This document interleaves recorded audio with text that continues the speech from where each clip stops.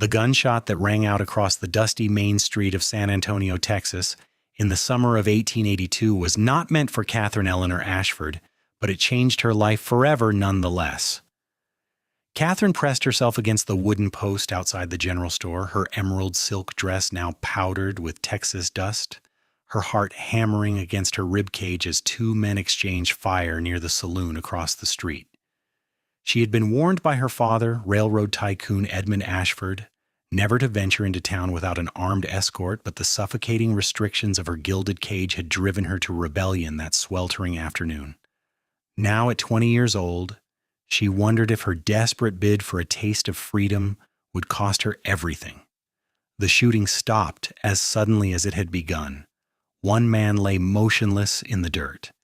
The other holstered his weapon with practiced ease, tipped his hat to the terrified onlookers, and walked directly toward Catherine. She found herself unable to move, transfixed by the approach of this tall, broad-shouldered figure whose face was shadowed by the brim of his worn Stetson. When he finally stood before her, close enough that she could see the startling blue of his eyes and the day's worth of stubble darkening his strong jaw, he spoke in a voice that was surprisingly gentle. "You hurt, miss?" Catherine shook her head, finding her voice caught somewhere between her lungs and her throat. The man before her could not have been more than 25, with sun-weathered skin that spoke of countless days working under the merciless Texas sun. His clothes were simple, practical, the attire of a working cowboy, nothing like the tailored suits of the men who circulated through her father's mansion. "Good. You should not be out here alone. Town's getting rougher by the day." He glanced back at the fallen man, his expression unreadable. That man was wanted for killing a family outside Fort Worth, been tracking him for 3 days. "You're a bounty hunter?" Catherine finally managed to ask, her finishing school diction sounding absurdly formal in the aftermath of violence. "Sometimes. Mostly I just work cattle. Name's James Dalton, but most folks call me Dal." He touched the brim of his hat. "And you would be Miss Catherine Ashford, if I'm not mistaken. Seen you riding in that fancy carriage of your father's." Before Catherine could respond, the thunder of hooves announced the arrival of her father's men, led by the imposing figure of Marcus Webb, head of security for the Ashford estate. Webb's face was a mask of fury as he dismounted, taking in the scene with a practiced eye. "Miss Ashford, your father will hear of this recklessness," Webb said, his hand gripping her arm with enough force to leave marks. "Get in the carriage, now." Catherine pulled away, lifting her chin defiantly. "I am perfectly capable of walking to the carriage myself, Mr. Webb." James Dalton had stepped back, but Catherine caught his eye for just a moment before Webb hustled her away.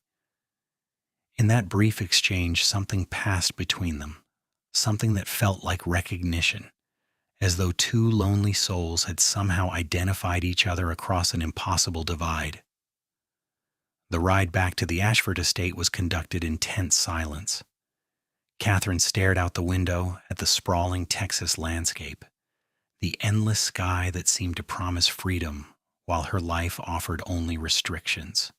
Her father had built his empire on the railroad, connecting distant cities and amassing a fortune that placed the Ashfords among the wealthiest families in Texas.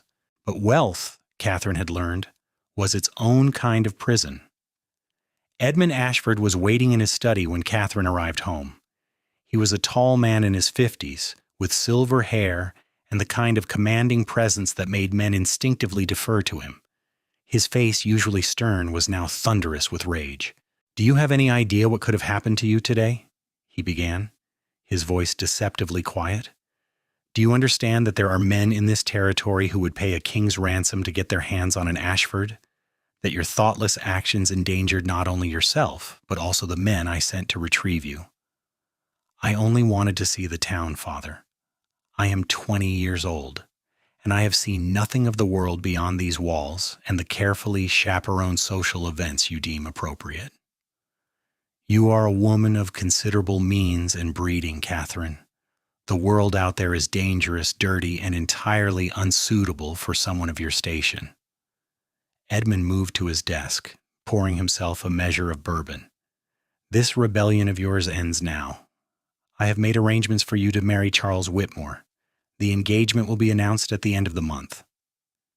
Catherine felt the blood drain from her face. Charles Whitmore was 42 years old, a business associate of her father's whose tobacco-stained teeth and wandering hands had made every interaction with him an ordeal. "Father, please. I do not love him. I do not even like him. Love is a fairy tale, invented to entertain foolish girls, Catherine. Marriage is a business arrangement, and this arrangement will unite two powerful families and secure your future. The discussion is over." That night, Catherine lay awake in her four-poster bed, staring at the ceiling and feeling the walls of her beautiful prison closing in. She thought about the cowboy, James Dalton, with his clear blue eyes and his quiet confidence. He had been kind to her when he had no reason to be, had made sure she was unharmed when many men would have simply gone about their business. There had been something in his gaze, something that suggested he understood what it meant to be trapped by circumstances beyond your control.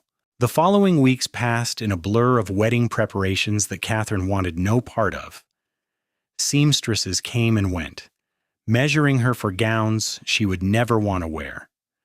Her mother, Louisa Ashford, fluttered about with guest lists and menu selections, seemingly oblivious to her daughter's misery. Catherine's younger brother Thomas, only 16, offered her sympathetic looks but was powerless to help. It was during one of these suffocating afternoons as Catherine tried on yet another wedding gown that she made her decision. She would not marry Charles Whitmore. She would not spend her life as a decoration in some man's home, her thoughts and feelings deemed irrelevant. She would find a way out, no matter the cost. The opportunity came 3 days later when her father hosted a business dinner that required the full attention of his security staff.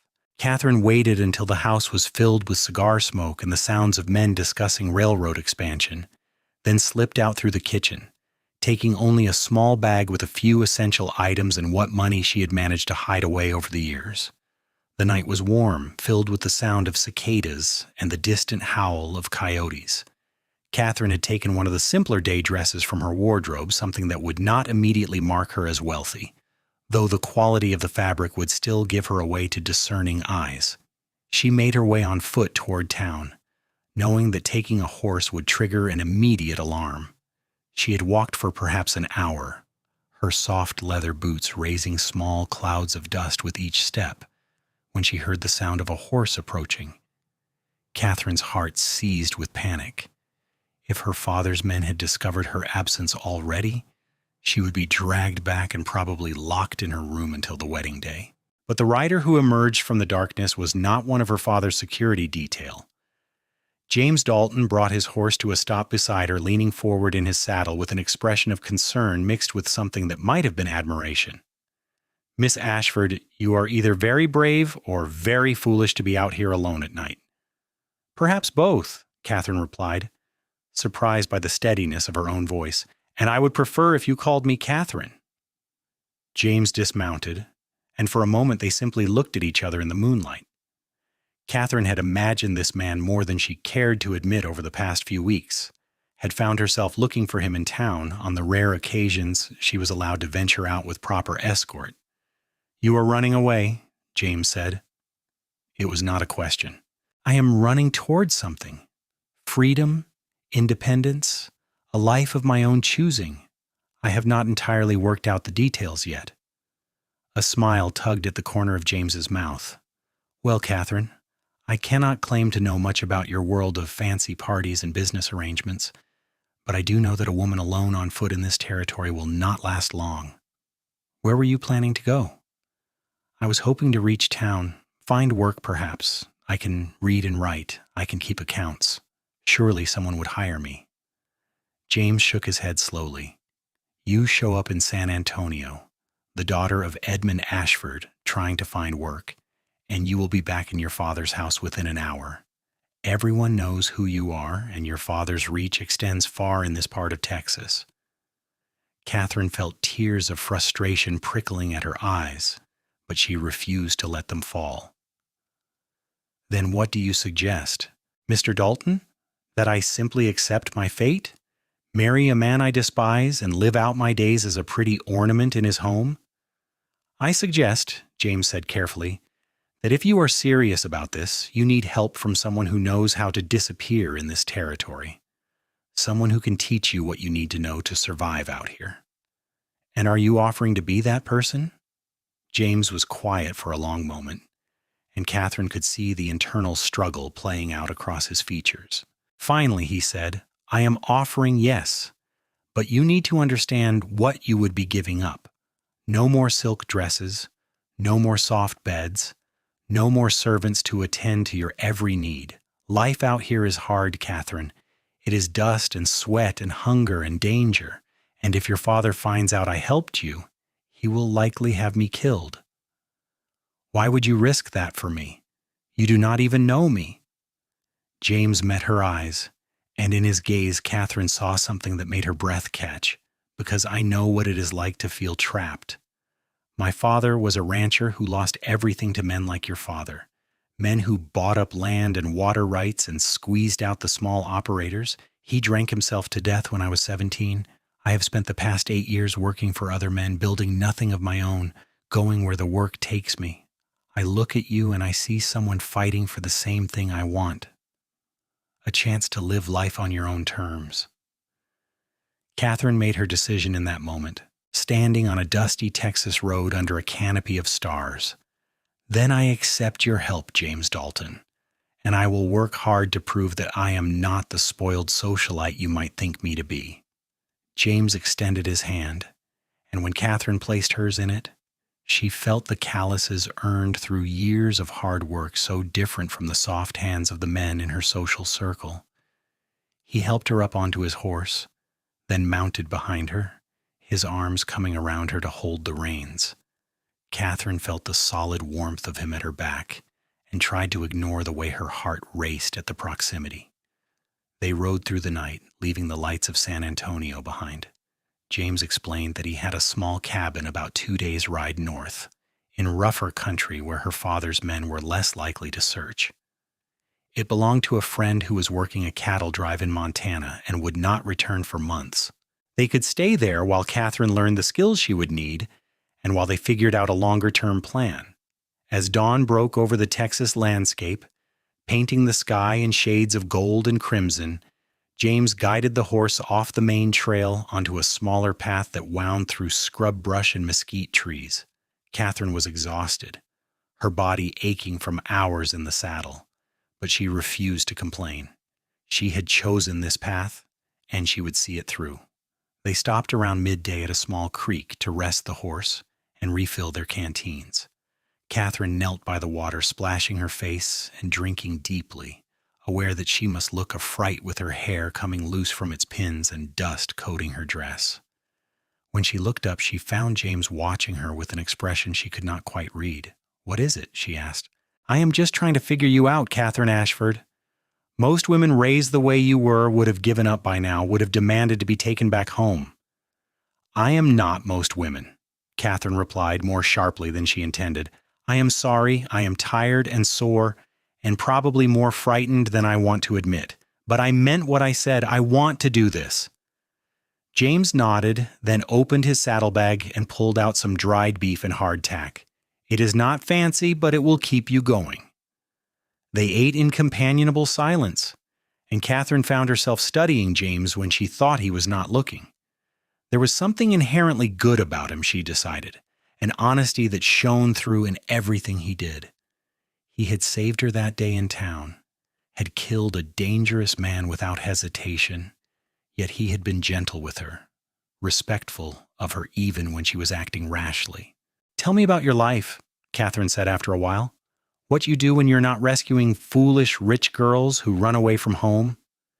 James smiled at that, and Catherine realized she loved the way his whole face transformed when he let himself relax. "There is not much to tell. I work ranches, hiring on for roundups and cattle drives. I'm good with horses, good with a rope.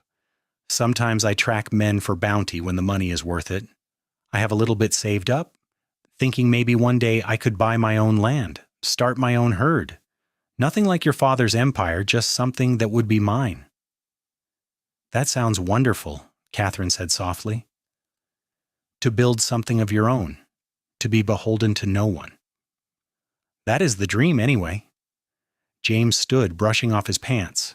We should keep moving. I want to put as much distance between us and San Antonio as possible before your father organizes a serious search party. They traveled through the afternoon heat, the landscape growing increasingly rugged.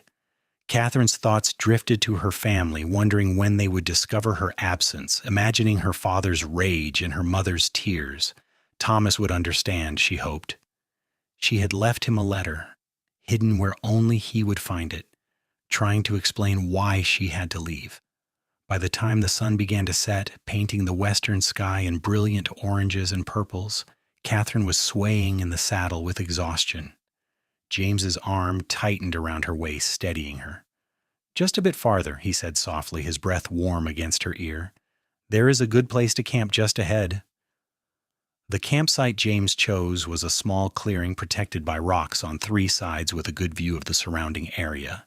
He helped Catherine down from the horse, and her legs nearly buckled when they hit the ground. James caught her, his hands strong and sure on her arms. Easy now. Your body is not used to this kind of riding. It will get easier, I promise.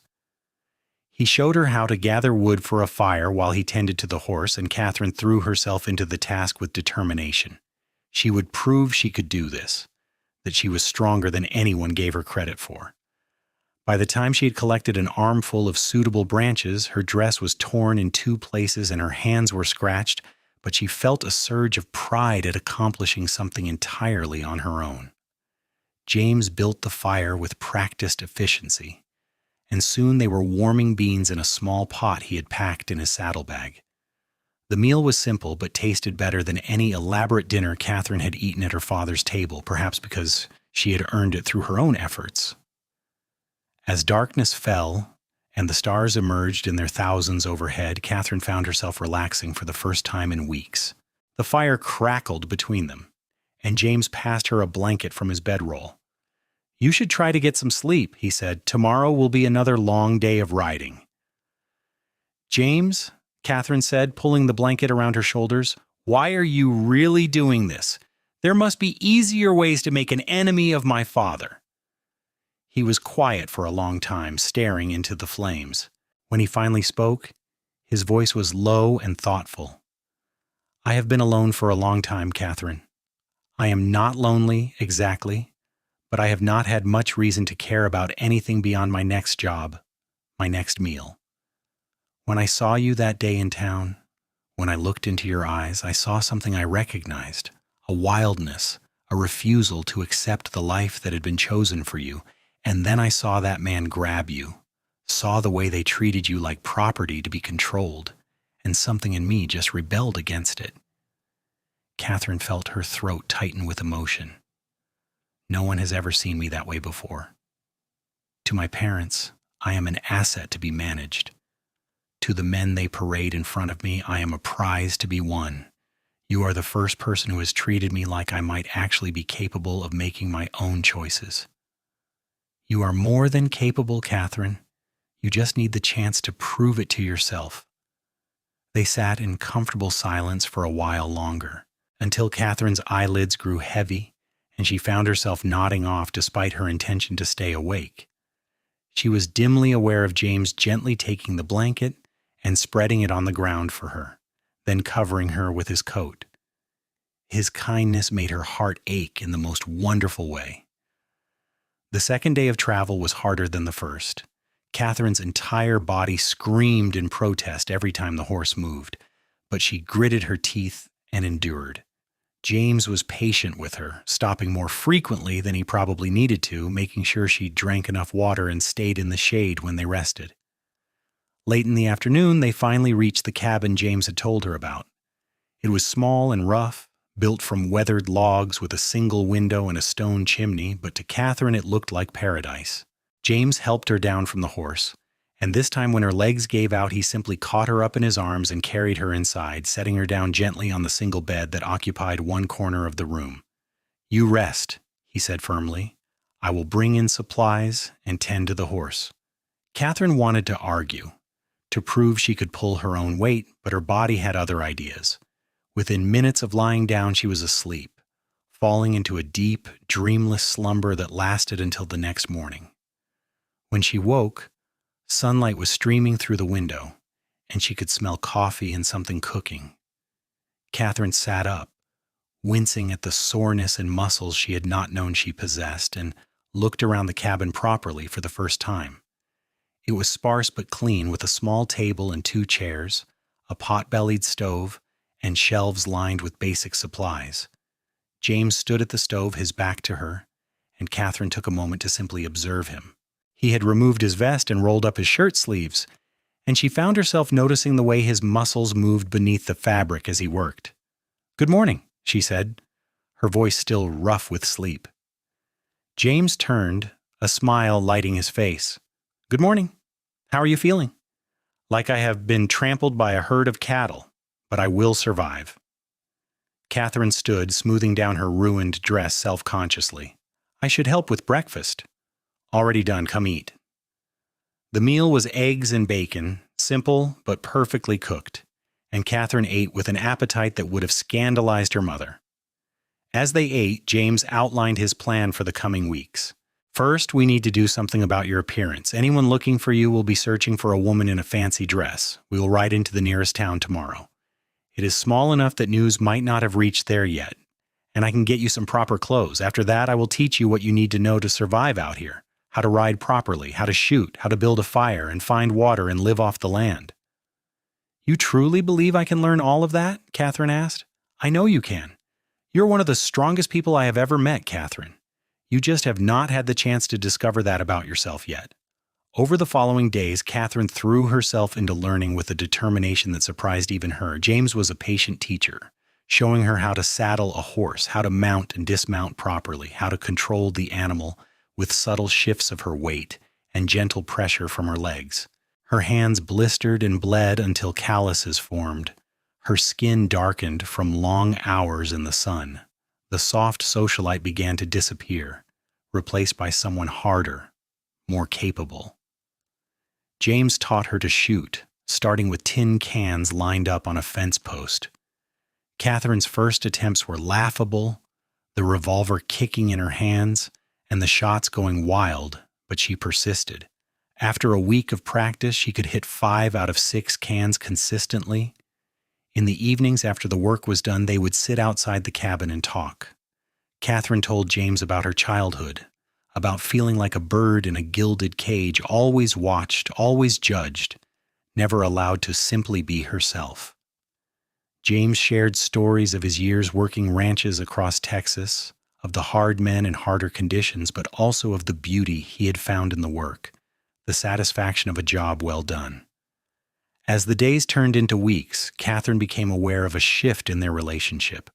The respect and friendship that had formed between them was evolving into something deeper, more complicated. She caught James looking at her sometimes with an expression that made her pulse quicken, and she knew that she looked at him the same way, with a longing that both thrilled and terrified her. One evening, about a month after they had arrived at the cabin, they were sitting outside watching the sunset when James suddenly tensed, his hand moving to the gun at his hip. "Someone is coming," he said quietly. Catherine felt fear spike through her. Had her father's men finally found them? But when the rider emerged from the trees, it was a lone cowboy leading a second horse. James relaxed slightly but remained wary. The man rode up to the cabin, and Catherine could see that he was young, perhaps no more than 19 or 20, with sun-bleached hair and a friendly smile. "Dal, that really you?" the young man called out. "Heard you might be up this way." "Billy Thompson, you're supposed to be in Montana," James replied, but there was warmth in his voice. Billy dismounted, and the 2 men clasped hands. "Got back early. The boss decided to winter the herd in Wyoming instead. And I come bearing news you're going to want to hear." His eyes flicked to Catherine with undisguised curiosity. James made introductions, and Billy's eyes widened when he heard Catherine's full name. "The railroad baron's daughter? Dal, you have really stepped in at this time." "What news, Billy?" James asked, steering the conversation away from Catherine. "There are wanted posters for you all over San Antonio. Edmund Ashford is offering $10,000 for information leading to the return of his daughter and the capture of the man who took her. Dead or alive, those posters say." Catherine felt the blood drain from her face.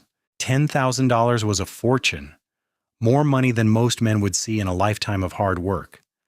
That kind of reward would bring every bounty hunter and opportunist in Texas to their door. "There is more," Billy continued, his expression grim. "Ashford has hired a man named Silas Black to lead the search. You heard of him?" James's jaw tightened. "I have heard of him. He is a tracker, one of the best. Ruthless as they come. That is the one. Word is he has picked up your trail. He is maybe a week behind you, maybe less." The three of them stood in tense silence for a moment. Then James squared his shoulders and looked at Catherine. "We need to move tonight. We will head west toward New Mexico territory. I have friends there who will help us." "James, I cannot ask you to keep running because of me," Catherine protested. "This man Black, he will kill you if he finds us. You should leave me here and save yourself." James stepped close to her, close enough that she had to tilt her head back to meet his eyes. "Catherine Ashford, I am going to say this once, and I need you to believe me. I am not leaving you. Not now. Not ever. You matter more to me than any amount of money your father could offer." "But why?" Catherine whispered, tears threatening to spill over. "I have brought you nothing but trouble." "Because I love you," James said simply, as though it were the most obvious thing in the world. "I think I have loved you since that first day in San Antonio when you looked at me like I was a man worth knowing instead of just another dusty cowboy. You are brave and strong and beautiful, and I would rather die protecting you than live 100 years without you." Catherine's tears fell freely now, but they were tears of joy mixed with fear. "I love you too, James. I think I have been falling in love with you every day we have been together. But I am terrified of what that love might cost you." James cupped her face in his hands, his thumbs gently wiping away her tears. "Love matters more than money, more than safety, more than anything else in this world. Your father thinks he can buy you back, that his wealth makes him powerful enough to control everyone and everything, but he cannot buy what we have, Catherine. He cannot purchase this." And then James kissed her, a gentle pressure of lips that sent electricity coursing through Catherine's entire body. She melted into him, her hands coming up to grip his shirt, and the kiss deepened, becoming something more urgent, more desperate. When they finally broke apart, both breathless, Catherine knew with absolute certainty that she had made the right choice in running away, that every hardship she had endured had been worth it to find this man, this love. Billy cleared his throat awkwardly, reminding them of his presence. "That is real touching and all, but we need to get moving if you want to stay ahead of Black." They packed quickly, gathering supplies and preparing the horses. Billy insisted on coming with them, saying that 3 guns were better than 2, and that he owed James for saving his life a few years back during a bar fight gone wrong. As they rode out under cover of darkness, Catherine took one last look at the cabin that had been her sanctuary, her school, and the place where she had discovered who she truly was. The journey west was hard and fast, pushing both horses and riders to their limits. They traveled mostly at night, sleeping in shifts during the day, always watching their back trail for signs of pursuit. Catherine no longer complained about the discomfort or the danger. She had transformed from the soft socialite into a woman who could ride all night, who could help make camp and stand watch, who could handle a gun with competence if not expertise. As they crossed from Texas into New Mexico territory, the landscape changed, becoming more arid, more unforgiving. They passed through small towns and avoided large ones, buying supplies with cash and moving on before anyone could recognize Catherine or connect them to the wanted posters that Billy reported were spreading like wildfire. It was in a town called Silver Springs, about 2 weeks into their flight, that everything changed. They had stopped to resupply, believing they had gained enough distance from Silas Black to risk a few hours in civilization. Catherine waited with the horses while James and Billy went into the general store. She was watching the street, alert for any sign of trouble, when a shadow fell across her. "Well, now you are an interesting sight," said a voice that made Catherine's skin crawl. She turned to find a tall man dressed in black from head to toe, with dark hair, dark eyes, and a smile that held no warmth whatsoever. He was perhaps 40 years old, lean and dangerous looking, with a scar running from his right eye to his jawline. "Silas Black, at your service, Miss Ashford. Your father is very worried about you." Catherine's hand moved toward the gun at her hip, but Black was faster, his own weapon already drawn and pointed at her midsection. "I would not do that if I were you. Your father wants you back alive, but he did not specify in what condition, and he wants the cowboy who took you dead. Now you can call your friends out here nice and peaceful like, or I can start shooting people until they show themselves. Your choice." Catherine's mind raced. She knew that if she warned James and Billy, they would try to fight, and Black had the advantage. But if she did nothing, she would be dragged back to her father and James would be killed. There had to be a third option. "Let me write them a note," Catherine said, surprised by how steady her voice sounded. "Tell them I have decided to go back to my father willingly. That way you get paid, I go home, and no one has to die." Black considered this, his head tilting to one side. "Now why would you want to do that? Protect the man who kidnapped you?" "He did not kidnap me. I ran away and he helped me. He is a good man, and he does not deserve to die because of my choices." "How noble," Black said mockingly. "But I did not get where I am by trusting people. Here is what is going to happen. You are going to call out to your friends. When they come out, I will shoot the one called Dalton, and you and I will take a nice ride back to San Antonio. Try anything clever, and I will kill everyone on this street, starting with that little boy over there." He gestured with his gun toward a child of perhaps 6 playing in the dirt outside a nearby building. Catherine felt rage surge through her, hot and purifying. This man would use a child as leverage. This man was everything that was wrong with her father's world, where money bought any service, no matter how immoral. She was about to call out to James, resigning herself to watching the man she loved die when a shot rang out. Black staggered, his gun dropping from his hand as blood bloomed across his shoulder. Catherine looked up to see Billy standing on the roof of the general store, rifle in hand. "Get down!" James shouted, emerging from the store at a run. Everything happened in a blur. Black, injured but not out of the fight, dove for cover behind a water trough. James reached Catherine, pulling her behind the horses just as Black returned fire. Billy took another shot from his elevated position, and this time Black cried out as the bullet found his leg. "Black!" James called out. "You are done. Throw out your weapons and surrender." "Go to hell, Dalton," Black spat back. "Ashford is paying me $5,000 to bring you in. I have tracked men across 3 territories. You think I'm going to give up because of one lucky shot?" "Lucky shot, my rear," Billy muttered, chambering another round. The standoff continued for several tense minutes. A small crowd had gathered, keeping well back from the line of fire. Catherine could see the local sheriff approaching cautiously, hand on his own weapon, trying to assess the situation. "Sheriff," James called out, "this man is Silas Black. He is wanted in Colorado for murder. Check your posters." The sheriff, a grizzled man in his 50s, paused and then nodded to a deputy, who ran off toward the jail office. The minutes stretched out unbearably until the deputy returned, poster in hand. "He is right, Sheriff. Silas Black, wanted for killing a federal marshal in Denver." The sheriff drew his weapon, his voice ringing with authority. "Black, you are under arrest. Throw out your weapons now, or we will shoot you where you stand."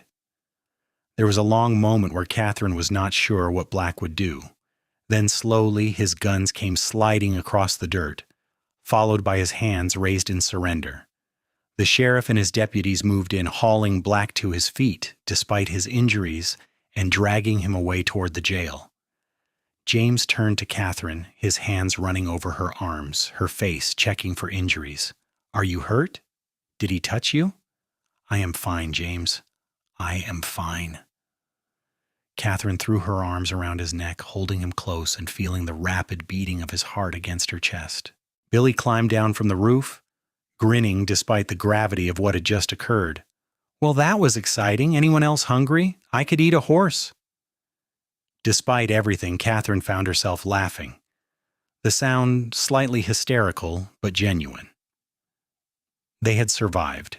They had faced down one of the most dangerous men in the territory and lived to tell about it. The sheriff approached them, his expression wary. "I am going to need statements from all of you about what happened here today." They spent the next several hours in the sheriff's office explaining the situation. Catherine told her story honestly, that she had run away from home to escape a forced marriage, that James had helped her of his own free will, that her father's accusation of kidnapping was false. The sheriff listened carefully, taking notes, and when Catherine had finished, he leaned back in his chair and sighed. "Miss Ashford, I cannot make your father stop looking for you, but what I can do is send word to San Antonio that you are not being held against your will, that Mr. Dalton here is innocent of any crime. Whether your father chooses to believe that or continues to pursue you, well, that is between you and him." "Thank you, Sheriff. I appreciate your fairness in this matter." That night they camped outside of town, all three of them exhausted but relieved. Catherine lay next to James under a blanket of stars, her head resting on his chest, listening to the steady rhythm of his breathing. "James," she said softly, "what do we do now? My father is not going to give up. He will send others, men like Black, until either I am back under his control or you are dead." James's arm tightened around her. "Then we do what we have been doing. We keep moving, we stay smart, and we build a life together despite your father's objections. Eventually, he will have to accept that you are not coming back." "Do you really believe that?" "I have to believe it, Catherine, because the alternative is unthinkable." They continued west, moving through New Mexico territory and into Arizona. The landscape here was stark and beautiful, all red rock and endless sky. They worked odd jobs to supplement their dwindling funds.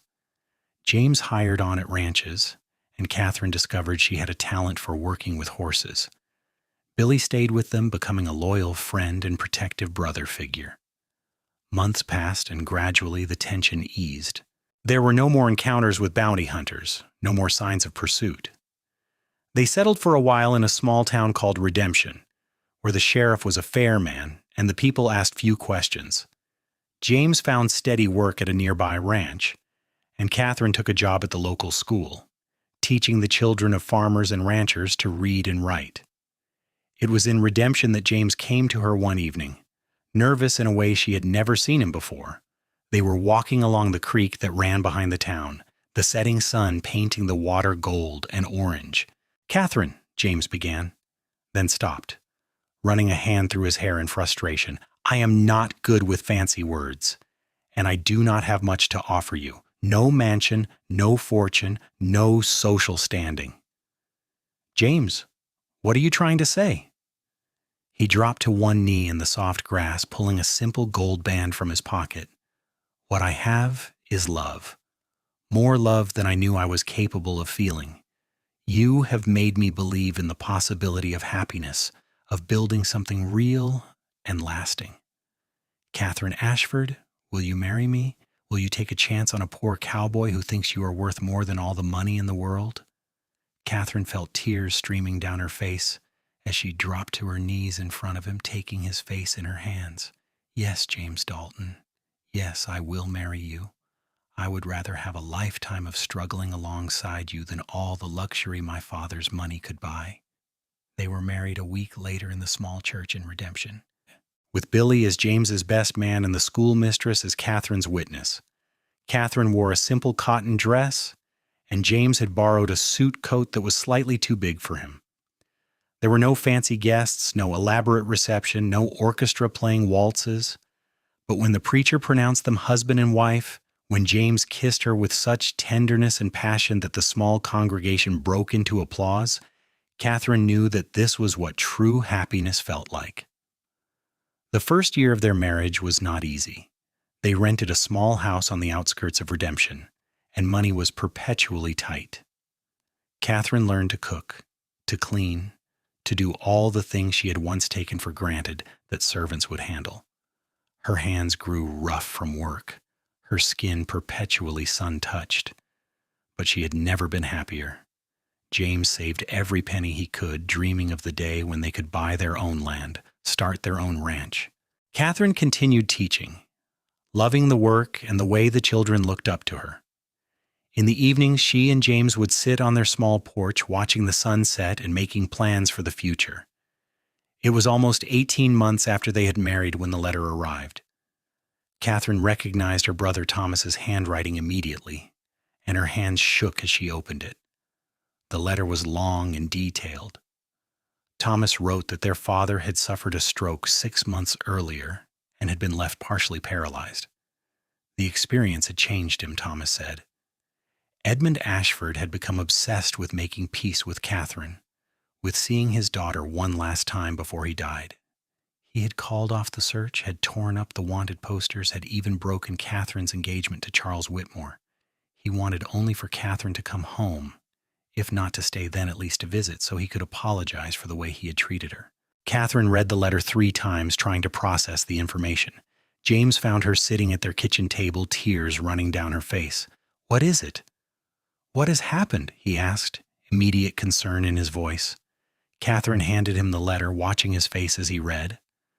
When he finished, he set the letter down carefully and took her hands in his. "What do you want to do?" he asked. "I do not know. Part of me wants to tell him it is too late, that he made his choice when he tried to force me into marriage and then sent men to hunt us down. But another part of me remembers the father he was when I was a child. Before the money and power consumed him, he taught me to ride, James. He used to read to me at bedtime. I loved him once."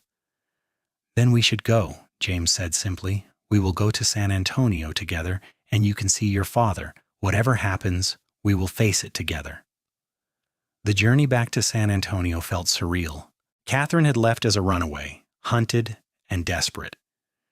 She was returning as a married woman, confident and capable, with a man beside her who loved her unconditionally. The city had not changed much in the year and a half since her escape, but Catherine felt like a completely different person. The Ashford mansion looked smaller than Catherine remembered, less imposing. James squeezed her hand as they walked up the front steps, and Catherine drew strength from his presence. The door was opened by Martin, the butler who had been with the family for 20 years. His eyes widened in shock when he saw Catherine. "Miss Catherine? Good Lord, is it really you?" "Hello, Martin. It is Mrs. Dalton now. Is my father receiving visitors?" They were shown into the parlor, and within minutes, Thomas came bursting in, older and taller than Catherine remembered. He embraced her fiercely, then stepped back to look at her. "You look different," he said. "Stronger? Happier?" "I am both of those things, Thomas. This is my husband, James Dalton." Thomas shook James's hand with genuine warmth. "Thank you for taking care of my sister. I read the letter she left me. I understood why she had to leave." Their mother appeared next, and the reunion was tearful and complicated. Louisa Ashford was clearly torn between joy at seeing her daughter and disapproval of the choices Catherine had made. But she embraced Catherine nonetheless, and when she met James, she was cordial, if not warm. Finally, they were taken upstairs to see Edmund Ashford. Catherine was shocked by the change in her father. The powerful, commanding man she remembered was now frail and diminished, confined to a wheelchair, his left side clearly affected by the stroke. But his eyes, when they fell on Catherine, were sharp and filled with emotion. "Catherine," he said, his voice slurred but understandable. "You came." "I came, Father." Catherine entered the room slowly, James remaining near the door to give them privacy. "Thomas wrote that you wanted to see me." "I wanted to apologize," Edmund said, tears forming in his eyes. "I was wrong, Catherine. I treated you like property, like a piece on a chessboard to be moved for my advantage. I never stopped to consider what you wanted, what would make you happy. And when you left, when I thought I had lost you forever, I realized what a foolish old man I had been." Catherine felt her own tears falling. Father, you hurt me deeply. You were willing to sell me to a man I despised. And when I ran, you sent men to kill the person who helped me. I know, and I will regret that until my dying day. I have spent the last 6 months trying to make amends. I donated a substantial sum to build a school in town for children whose parents cannot afford to pay. I have been working with Thomas to reform how we treat the workers on our properties. I cannot undo the past, Catherine, but I am trying to be a better man going forward. Why the change, Father? Was it just the stroke? Edmund shook his head slowly. It was seeing myself clearly for the first time. When I was lying in bed, unable to move, unable to speak, I had a lot of time to think, and I realized that I had built an empire but lost my family in the process. All the money in the world means nothing if you have no one to share it with. No one who loves you for who you are rather than what you own. Catherine moved closer, kneeling beside her father's wheelchair. I forgive you, Father. I do not know if we can ever go back to the way things were, but I forgive you. Edmund reached out with his right hand, still strong, and clasped Catherine's. Your husband, is he a good man? The best man I have ever known. Then I am glad. I would like to meet him properly, with your permission. Catherine gestured for James to come forward, and he approached cautiously, his cowboy hat in his hands. Edmund studied him with the sharp eye of a man who had made a fortune-judging character. Mr. Dalton, I owe you an apology as well. I accused you of kidnapping when in fact you saved my daughter from a life of misery. I sent men to kill you when I should have been thanking you. I cannot ask you to forgive me, but I hope we can move forward from here. James met Edmund's gaze steadily. Sir, I love your daughter with everything I am. I cannot give her the luxuries she grew up with, but I can promise you that I will spend every day of my life making sure she is happy and safe. As for forgiveness, that is Catherine's choice to make, not mine. Edmund nodded slowly. You are a man of integrity, Mr. Dalton. That is worth more than gold. Catherine, I would like to give you something. Not to buy your forgiveness or your love, but simply because I want to help you build the life you have chosen. Over the following days, the details were worked out. Edmund insisted on giving Catherine and James a substantial sum of money, enough to buy land and start their own ranch. Catherine initially refused, not wanting to be indebted to her father, but Edmund was insistent. Consider it your inheritance, given early, he said. I have more money than I could spend in 10 lifetimes. Let me do this one good thing, Catherine. Let me help you build your dream. Catherine looked at James, who left the decision entirely to her. Finally, she agreed, but with conditions. They would accept enough money to buy land and stock it with cattle, but no more. They would build their own house with their own hands, would work their own land. This would not be charity, but a gift freely given and freely received. They stayed in San Antonio for 2 weeks, and slowly the relationships began to mend. Thomas and Catherine rediscovered their sibling bond, staying up late talking about everything that had happened. Louisa gradually warmed to James, especially after she saw how tender he was with Catherine, how he looked at her as though she were the most precious thing in the world. The night before they were scheduled to leave, Edmund asked to speak with Catherine privately one last time. They sat in his study, the room that had once represented his authority and control, now simply a space where a father and daughter could talk honestly. Catherine, I need you to know that you were right to leave, Edmund said. You were right to choose love over money, freedom over security. I spent my whole life building financial wealth while neglecting the wealth that really matters: family, love, connection. You are braver than I ever was. Thank you for saying that, Father. It means more than you know. One more thing. I have rewritten my will. Half of everything will go to Thomas to maintain the business and continue the work. We have started to treat our employees better. The other half will be held in trust for you and your children. When I am gone, you will never have to worry about money again. Father, I know you do not need it, Catherine. That is exactly why I want you to have it. You have proven that you can be happy with very little, that wealth is not what defines you. But I sleep better at night knowing that you and your children will always be secure. Please, let me have this peace." Catherine embraced her father, feeling the frailty of his body and knowing that their time together was limited. "I love you, Father. Despite everything, I never stopped loving you. And I love you, my brave, beautiful daughter. Now go build your life.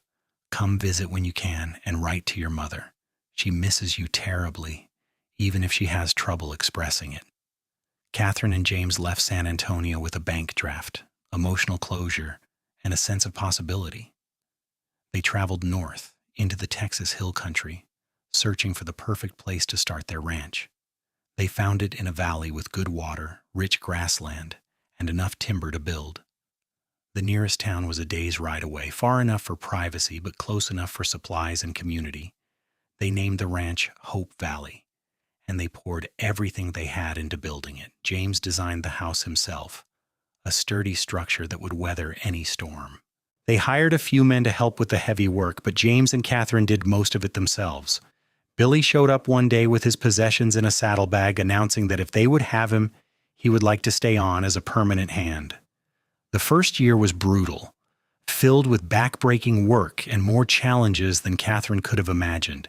There were droughts and storms, cattle that died, and equipment that broke at the worst possible times. But there was also laughter and love, quiet evenings watching the sunset from their porch, and the deep satisfaction of building something real with their own hands. Catherine discovered she was pregnant late in the summer, and the joy James felt was almost palpable. He became impossibly protective, trying to take over all of Catherine's chores despite her protests that she was pregnant, not an invalid. Their son was born the following spring, during a thunderstorm that shook the walls of their house. Catherine labored through the night with James by her side, gripping her hand and whispering encouragement. When the baby finally arrived, red-faced and squalling, James wept openly, holding his son with a reverence that made Catherine's heart swell. They named him Edmund Thomas Dalton, honoring both Catherine's father and brother. The name felt right, a bridge between Catherine's past and the future she was building. Word of the birth reached San Antonio, and a few weeks later a carriage arrived carrying Catherine's parents and Thomas. It was the first time Edmund had left the estate since his stroke, and the journey had clearly exhausted him, but he insisted on meeting his grandson. Catherine watched as her father held the baby, saw tears streaming down Edmund's weathered cheeks as little Edmund gripped his grandfather's finger with surprising strength. "He is perfect, Catherine," Edmund whispered. "Absolutely perfect."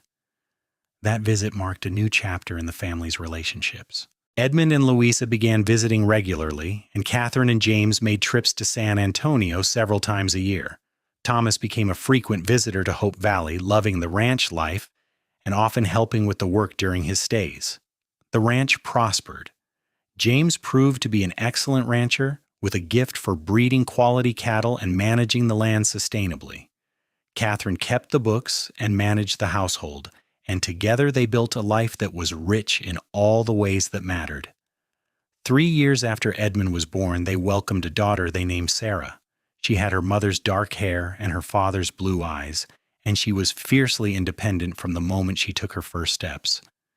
2 years after that came another son, Michael, who was quiet and thoughtful, always watching and learning.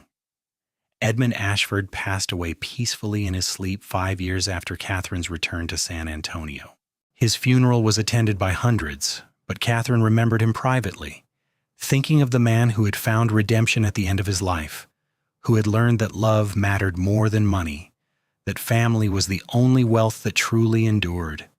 The inheritance he left allowed Catherine and James to expand the ranch, to build a proper school on their property for their children and those of neighboring families, and to establish a fund to help young couples starting out just as they had been helped. Years passed in a blur of seasons and celebrations, challenges met and overcome. Catherine watched her children grow, teaching them to read and write, to ride and work with cattle, to value people over possessions. James aged like fine leather, growing more handsome with each passing year, his love for Catherine deepening into something that sustained them both through every trial. On their 20th wedding anniversary, Catherine and James rode out to the spot where James had first proposed by the creek near Redemption. The town had grown, and their own ranch was now one of the most successful in the region, but this place remained special to them. "Do you ever regret it?" James asked, his arm around Catherine's shoulders as they watched the water flow by.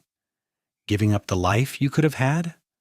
Catherine turned to look at her husband, at the face she loved more than any other, at the man who had shown her what true partnership meant. "Not for a single moment. You told me once that love matters more than money, and you were right. Everything good in my life came from the choice I made to run away that night, to trust you, to build this life with you. You made me believe in the possibility of happiness, Catherine. Before you, I was just drifting, working from one job to the next with no real purpose. You gave me something to build toward, someone to build it for." They kissed, and Catherine felt the same spark she had felt during their first kiss all those years ago. Some things never faded, never diminished. True love was one of them. Catherine's mother lived another decade, eventually making peace with the life her daughter had chosen and becoming a beloved grandmother to Catherine's children. Thomas married a kind woman named Rebecca and took over the family business, running it with integrity and fairness, always remembering the lessons learned from his sister's rebellion. Billy married a widow from town and started his own small spread adjacent to Hope Valley, remaining a close friend and trusted neighbor. The children grew up together, a tight-knit community built on mutual support and genuine affection. As Catherine and James entered their later years, they had the satisfaction of knowing they had built something lasting. Their children were happy and successful in their own right, carrying forward the values of hard work, integrity, and love that had been instilled in them. The ranch continued to thrive, providing employment for dozens of families and serving as a model for ethical land management. On a warm evening in September, when Catherine was 62 and James 67, they sat on the porch of the house they had built together, watching their grandchildren play in the yard. The sun was setting in a blaze of orange and gold, painting the valley in colors that took Catherine's breath away even after decades of witnessing such sunsets. "We did good, did we not?" James said softly, his hand finding Catherine's and intertwining their fingers. "We did better than good, my love. We built a life worth living." Their eldest grandson, a boy of 10 named James Edmund but called Jamie by everyone, came running up to the porch, his face flushed with excitement. "Grandpa, will you tell us the story again about how you and Grandma met?" James laughed, the sound rich and warm. "That story again? You have heard it 100 times. But it is the best story," Jamie insisted, and his siblings and cousins chorused their agreement, settling themselves on the porch steps in anticipation. James looked at Catherine, and she nodded, smiling. She never tired of hearing James tell their story, of reliving the adventure that had brought them together. "Well," James began, his voice taking on the cadence of a practiced storyteller, "it all started with a gunshot in the streets of San Antonio back in the summer of 1882. As James told the story, Catherine watched the children's faces, saw their wonder at the tale of love and adventure, sacrifice and triumph. She thought about that frightened girl she had been, trapped by circumstances and desperate for freedom. She would not have recognized herself now. This woman, who had built a ranch, raised 3 children, and loved one man with her whole heart for over 40 years. The story ended, as it always did, with their wedding in Redemption, and the children applauded. Catherine stood, announcing it was time for them to wash up for dinner, and the children scattered, their voices filling the evening air with laughter. James pulled Catherine close, kissing the top of her head. "Thank you," he said softly. "For what?" "For choosing me. For choosing this life. For making every single day an adventure worth living." Catherine tilted her face up to his, seeing in his eyes the same love and devotion that had sustained them through 2 decades of building their life together. "I would choose you 1,000 times over, James Dalton. in this life and any other. As the last light faded from the sky and the stars began to emerge, Catherine Ashford Dalton knew with absolute certainty that she had made the right choice all those years ago. Love had mattered more than money. Freedom had been worth the sacrifice. And the life she had built with James was richer than any fortune her father could have left her. They walked into their house together, hand in hand, surrounded by the family they had created and the love they had nurtured. It was not the ending Catherine's family had planned for her, but it was the ending she had chosen. And that made all the difference. The end